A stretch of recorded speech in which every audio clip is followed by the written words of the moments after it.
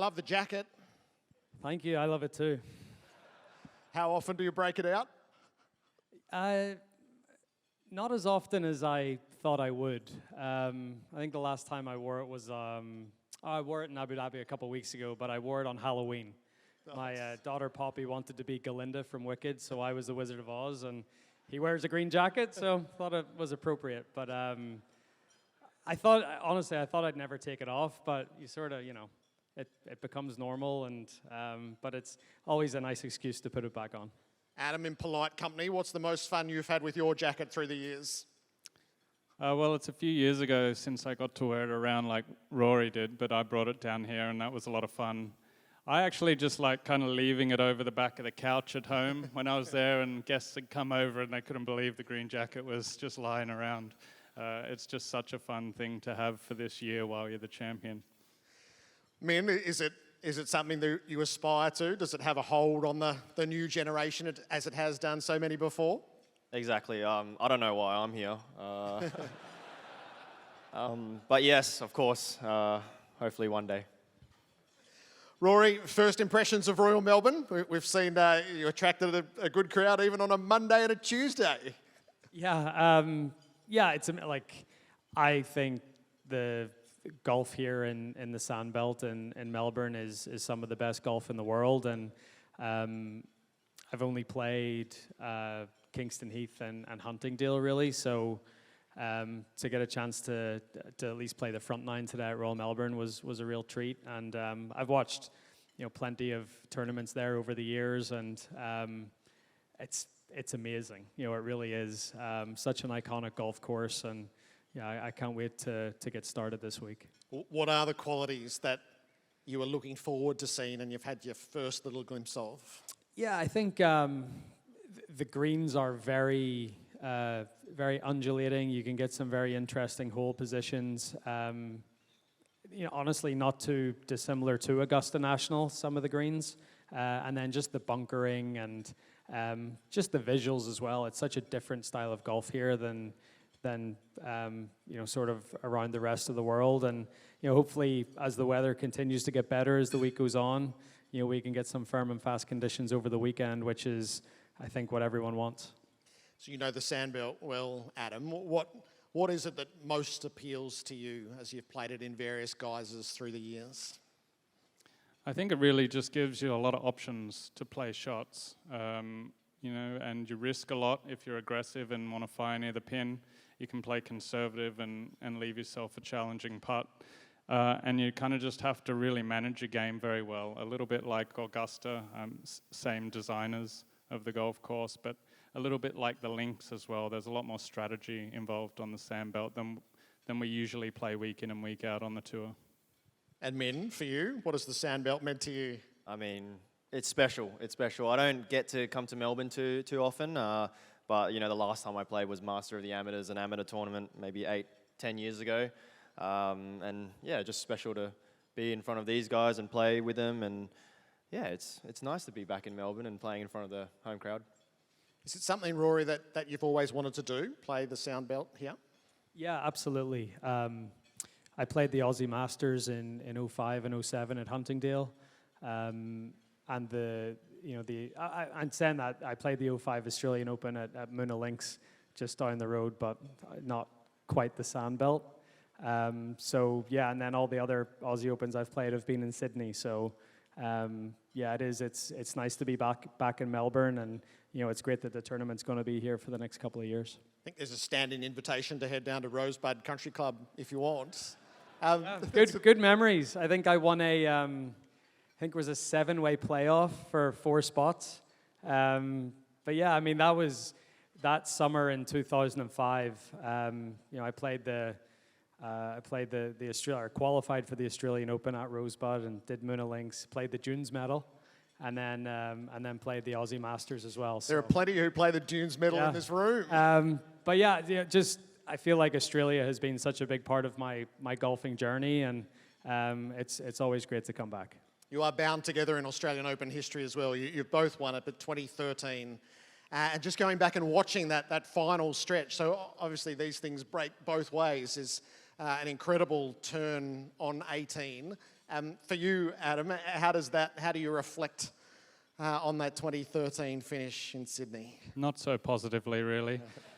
It is incredible how quickly it turns, because leaving the tee box, I felt like that was the challenge of that hole, and I had the momentum, and I just blocked, I think it was an 8-iron in just a little bit, and it rolled off the right side into a spot I couldn't deal with, and then you leave a door open for a great champion, and they can take it, and it was gone in a flash, and a bit of a heartbreaker. But just to make myself feel better, the last time we played in a final group together, I think I won the Genesis tournament in America. So, I don't know if I got my own back on Rory, but just to make myself feel better, I wanted to say that. I was happy for you. Thank you, mate. Thank you, mate. And the one thing I just want to add, the one thing about that day, so as Adam sort of described the last hole, I hold the putt and win, and Stevie Williams was on his bag, and I have never had a harder, I thought he broke my hand on the 18th green. I've never had a harder handshake in my life. So I don't know if that was just a really big congratulations, or if there was a bit of resentment in there, but that's one thing I'll remember about that green. It had a lot going for it. You were trying to complete the Triple Crown of the Australian summer. You hadn't won for the 12 months. How big a win was that? You were the world number one, so they weren't barren times, but to go through that year and to get the win right at the end to set up for what was to come next. Yeah, I think 2013 was a tough year in my career. I just signed with Nike. I was with Titleist, and then I signed with Nike, and that was my first year, and I really struggled with the equipment and the change for the first 6 months. And I had felt like my game was getting a little bit better towards the end of the year, but I really do feel like the win in 2013 down here was the catalyst for what happened in 2014, going on to win 2 majors and having a great season. So I always say that, and I look back on my career and I look at my trophy case and I see that Stonehaven Cup, it means a little bit more to me than some of the other trophies, just because I really do feel like that week set me up for what was a great 2014. So this year you come and it's been the most remarkable season. So it's got the Players and the Masters, and then the Irish Open and the Ryder Cup and the race to Dubai. So the work is not quite finished, but it is December. When you reflect on what you've achieved this year, how do you sum it up? Yeah, it's been the year of my dreams, really. I've waited so long to try to complete that career Grand Slam and to finally get over that line. But then also all of the other stuff, winning a Players' Championship and being part of a European Ryder Cup team to win in America was something that I really wanted to do and be a part of, and that was amazing. It could, hopefully it's not, but it could well go down as the sort of highest point or the best year of my career. I still don't feel like I'm finished yet, and it would be nice to have similar years to this in the future, but I'll always look back on 2025 and think it was, the top, or if not near the top of what I've done in the game. There probably hadn't been a Monday morning with the Masters in Australia since it was Adam's turn. And everyone in this room will have ridden the emotions with you, but not quite so graphically as you would have felt them. How vivid is the back nine for you when you think back on it? Some of it's a blur. Some of it I've tried to forget, and some of it I've tried to keep in the memory bank.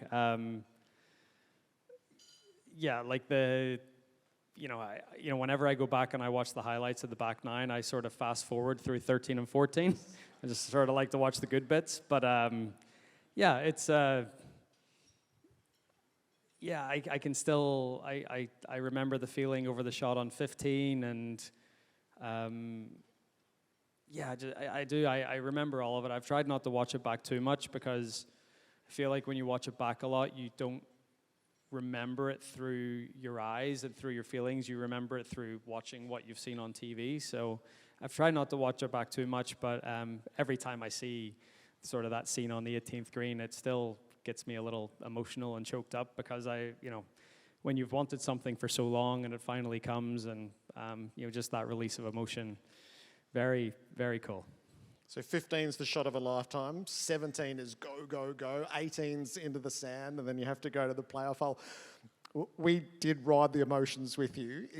Can you sum up the turmoil that a man goes through in that 90 minutes? Look, honestly, I never want to feel like that on a golf course again. Okay. It was like your legs are weak. You feel like you want to throw up. Honestly, I felt like the biggest. I thought going into that day, the biggest challenge for me was going to be playing with Bryson, and that ended up not being what it was. I felt like I overcame that part of it, and what happened at Pinehurst the year before, and but just I said afterwards, the battle that day was with myself, and I wish I stood on that 12th tee or 13th tee with a 4 or 5 shot lead, and I'd love to be in that position again and see if I could finish it off the right way. But I think if I was ever going to win the Masters, it was my journey in that tournament. There was never going to be a way that I won the Masters where it was going to be smooth sailing. It was always going to be this sort of roller coaster, and it probably was the appropriate way for it to happen. But the nice thing is with winning the Masters, you get to go back every year, and I'd love to have another chance to win another one. Adam, you sit here as proof that these things are defining. You'll carry that for the rest of your lives, and we revel in it. The Come On Aussie putt, which looked like the winner on 18, and then 2 holes later, it has to happen again on 10. When you reflect back on your Masters experience, how vivid is it for you? I think it's a bit longer than Rory has to look back on mine. It's a few years ago, but certainly those playoff holes, they're very vivid.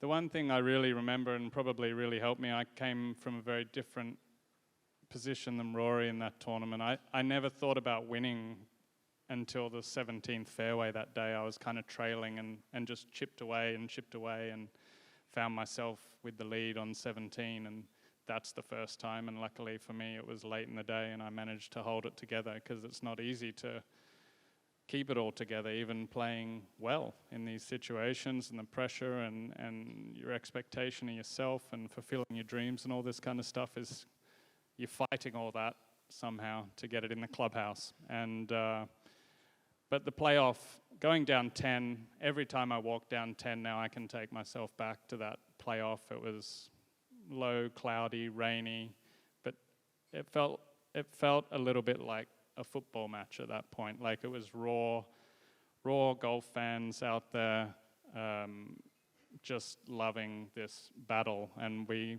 played some good golf shots in that environment, and it was a really special feeling. So every time I walk down 10, I go back to that back left corner and thank my lucky stars that I made a putt there. And do you cherish there's the beautiful shot as you've got your jacket, arms outstretched in front of the remaining galleries and the photographers, rain's falling, it's cinematic. Do you cherish that you lived that experience? Oh, absolutely. Augusta National just has a way of providing these kind of things every year for every champion. Rory describing how he felt on 18.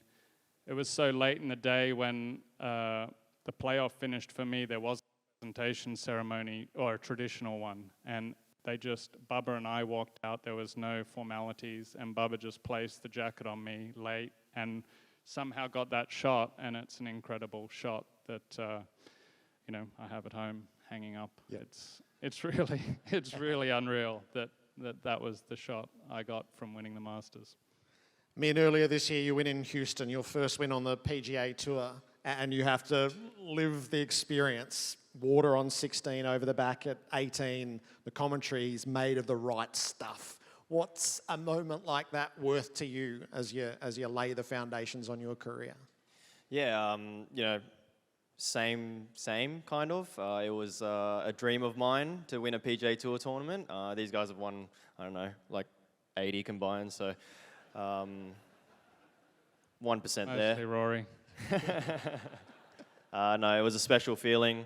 Scotty Scheffler was behind me and Rory was behind me, so that was probably the better feeling than winning the tournament. Beating Rory is probably the first time this year, so all my career. So no, that's pretty nice. No, it was it was nerve-wracking. Yeah, you can see I was on 16, hit it in the water, which wasn't fun.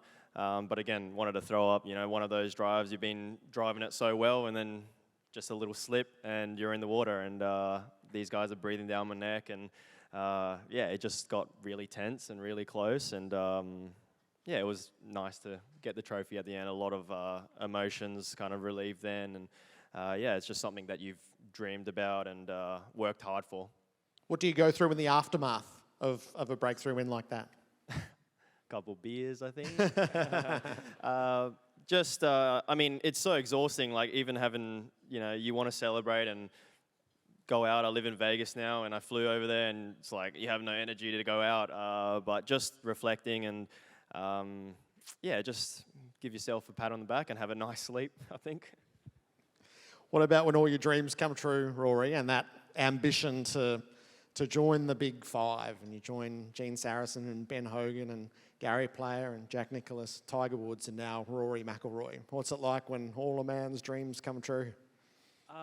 Look, it's an amazing feeling when it happens, and obviously that sort of afterglow lasts for quite a while. But then you have to realize that life goes on, and you have to enjoy it. But at the same time, I've always been a goal setter, and I feel like I can get a little bit lost if I don't have, a direction or something that I'm striving towards. And honestly, I'd say for the couple of months after the Masters, I felt a little bit directionless. I was just trying to enjoy it so much, but 4 weeks go by and you're trying to get ready for the next major championship, and it just, time goes on, and you have to reassess your goals and reset. And I probably didn't do as good a job of that as I could have. But I sort of can give myself a pass, I think, to enjoy myself for a couple of weeks. But yeah, I sort of had that same feeling back in 2012 when I first got to world number one. It was a goal of mine for the season, starting off in 2012, and I ended up getting to world number one like at the end of February. So it was like this really quick ascension, and I remember getting up the next morning and being like, is this it? I didn't know what, I thought it was going to change my life. I thought it was going to feel different, and it didn't. And I was like, I have to go and brush my teeth like I did yesterday morning. Like, it's just sort of the same thing. So, but that was a good lesson and a good reminder that you can have these goals and have things that you want to achieve, but then what comes next? And what comes next is, well, you got to go and do it all over again. And I think that's the thing that separates, sort of the good sports people from the ones that want to be great is that never-ending ambition to just want to try to get better and do more. So have you defined the next mountain, or is that sort of... winning another Australian Open. Yes, nice. The phases of your career. So, Adam, I saw you refer to yourself as the old pro. How are you going as the old pro these days? You showed us last week. You still got it? Yeah, not too bad. I just feel old when I sit up here next to these guys. Most of the time, I'm all right, but the game still feels good, and I still kind of refocus and reset goals. That's what I'm out here to do. You're just like on this never-ending journey to get there. Rory's achieved one of the greatest things you can do in the game, winning the Slam, and he's resetting and going for it. I'm still trying to get all those childhood goals ticked off while I'm still able to play, and I still think I've got some big stuff in me.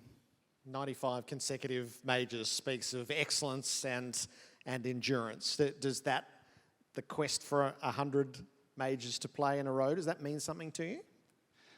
I don't know. That wasn't really on my list when I was a kid. Winning majors was, and I could do a better job at that. But yeah, I might get there this year if I play the next few majors. And I don't know where those things sit. I don't even know how to judge that. I'd like to win another one because, you know, winning 1 out of 100 doesn't sound great. Winning 2 sounds a lot better. Min, for what you're doing at the moment, the new generation, the capacity to and the desire to entertain, what does modern golf look like to you, as maybe you've seen it and where you take it next? Yeah, I think a lot of social media. I kind of grew up in it, and yeah, I think it's a little different. I don't know if the boys do their own social media, but you know, I do my own, and you know, try to make the world a little bit of a funnier and happier place. You know, golf can be pretty tough. You know, all of us travel. We don't get to see our friends and family and do regular, you know, weekend activities, and that's, you know, something I miss as a, you know, young kid. So just to, you know, be out there and hopefully play good golf. That's the main first priority. But you know, we have a platform to do good things and have fun. So I like to do that.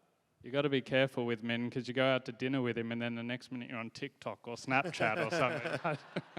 I got him a couple times. Are you running TikTok or Snapchat, Rory? No.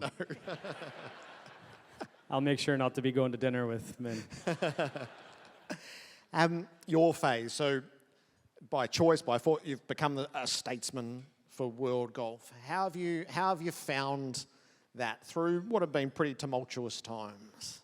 Yeah, it has. Yeah, the landscape of men's professional golf, in particular, it's a little complicated at the minute. I've spent some time with Adam on the board of the PGA Tour and trying to make that as good as it can be. And you know, you've got these other tours, you know, obviously Live, and I think what Live has done here in Australia has been amazing. You know, the tournament in Adelaide looks absolutely incredible, and especially in a country that has sort of been starved of like big time golf events. I think they've done a really, really good job. But for me, it's just more, I didn't like the fracture in the game more so, and the fact that the only time that all the best players get to go up against each other are on the 4 major championships. I feel like it needs to be more than that, because if all the best players in the world are only getting together 4 times, like golf needs to be relevant more than 4 times a year.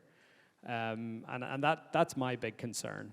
I just don't want it to rip itself apart and all of us. I mean, the majors are always going to be the majors, but I think we need big things other than that to, you know, get us through the year and be relevant, at least, you know, once if not twice a month on a global stage. Like, even, you know, you look at this week, we've got this tournament here, and there's a tournament happening in South Africa, and there's a tournament happening in the Bahamas, and I don't know if that, you know, that divides eyeballs, and it would be great if we were all together playing in one big tournament, and you know, maybe that can happen sometime down the road. So I commend people for, you know, trying different things and trying something new.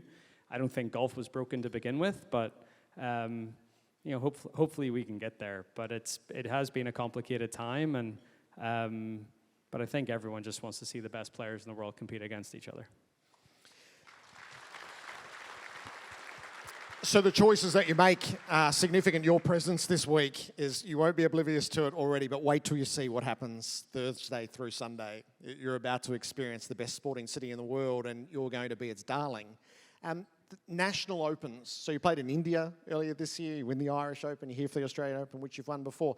How important are national titles around the world? Yeah, I think the one thing I love about the National Opens is they're the oldest championships on our game. I mean, you just look at the names on the Stonehaven Cup. I mean, it's a who's who of professional golf all the way throughout the years. And I think that's the one thing that, you know, golf can lean into is its history and its traditions. And the National Opens have that. And I think that's a big selling point.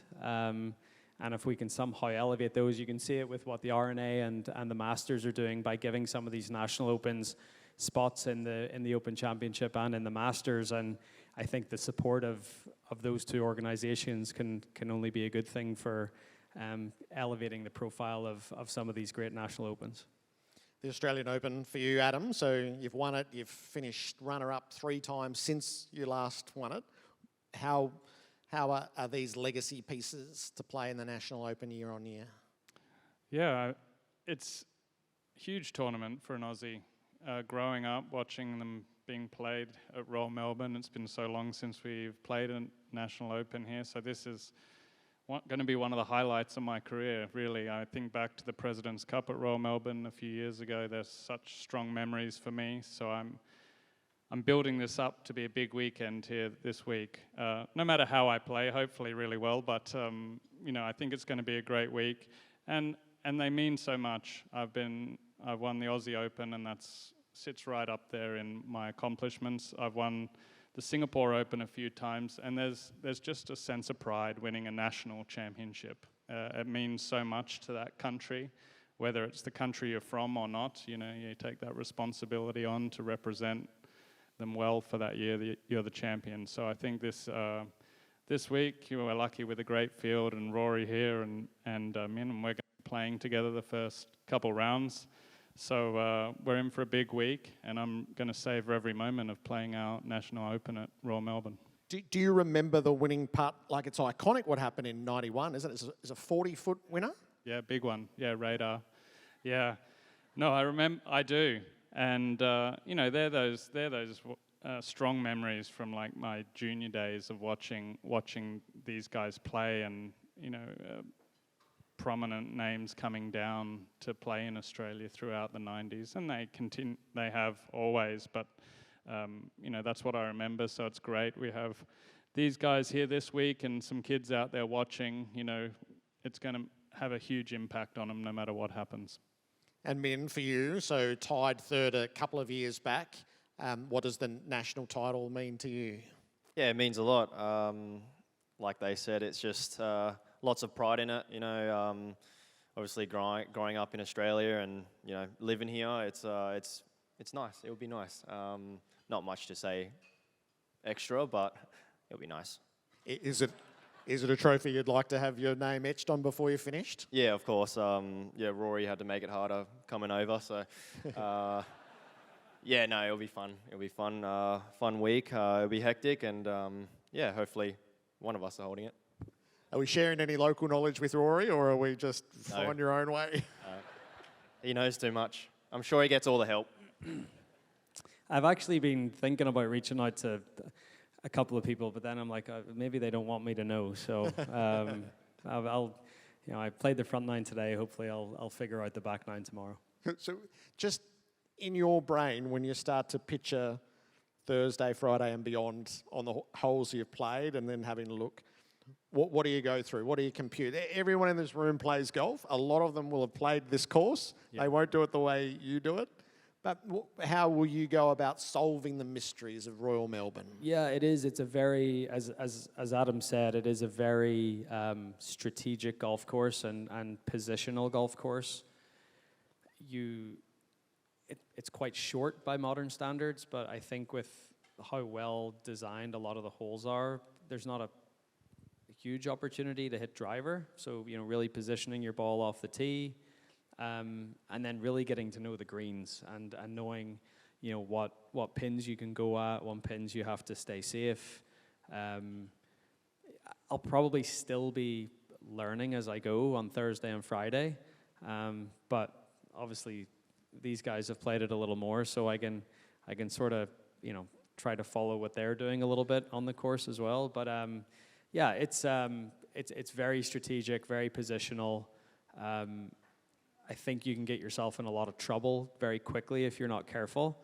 So, you know, it could be, you know, play quite conservative the first couple days, just sort of get yourself into the tournament, and then, you know, as the week goes on, you get a little bit more comfortable with the golf course. Maybe you can take on a few more risks.